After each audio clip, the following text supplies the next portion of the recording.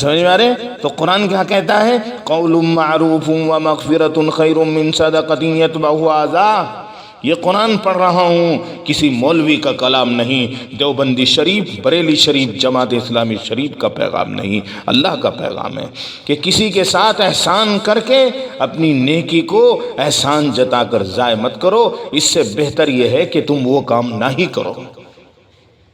سمجھ گئے؟ کسی کو چائے پلا دی اس کا احسان جتا رہے، کھانا کھلا دیا اس کا احسان جتایا جا رہا ہے، اور کسی کے اوپر میرے بھائی کرائے پر مکان دلا دیا، جب تو یہاں آیا تھا تو ہم نے تجھے مکان دلوایا تھا، یہ احسان جتلانا ہی تو ہے؟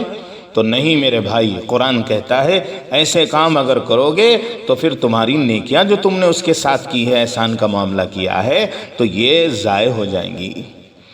بات سمجھ میں آ رہی ہے؟ تو دوسروں پر خرچ کرنے کی ہمارے یہاں ایک اصول بیان کیا ہے قرآن پاک میں۔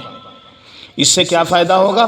اس سے میرے بھائیوں آپ کے اندر مال خرچ کرنے سے تقوی پیدا ہوگا۔ بخاری شریف میں ہے، حضرت عبداللہ بن عمر رضی اللہ تعالی عنہ فرماتے ہیں کہ ابتدا میں نبی کریم علیہ السلام کے شروع زمانے میں لوگ آ کر حضور سے سوال کرتے تھے کہ کیا خرچ کریں ہم اللہ کے راستے میں۔ قرآن پاک میں بھی ہے یسألونک ماذا ينفقون، نبی جی مالدار آپ سے پوچھتے ہیں کیا خرچ کریں، یہ سوال ہے۔ کیا جواب آیا؟ قل ما انفقتم من خیر فللوالدین والاقربین والیتامى والمساکین۔ اللہ نے فرمایا پہلا سوال یہ ہے کہ کس پر خرچ کریں، فللوالدین والاقربین، اللہ نے ماں باپ پر، رشتہ داروں پر، یہ بات زکوٰۃ کی نہیں ہے، یاد رکھیے۔ ہاں یہ تو ایک عام طور سے جو مال خرچ کیا جاتا ہے اس کے تعلق سے سوال ہے۔ اللہ فرمانے ماں باپ پر خرچ کرو، رشتہ داروں پر، یتیموں پر، مسکینوں پر، مسافروں پر، جو اللہ کے راستے میں نکلیں ان پر خرچ کرو۔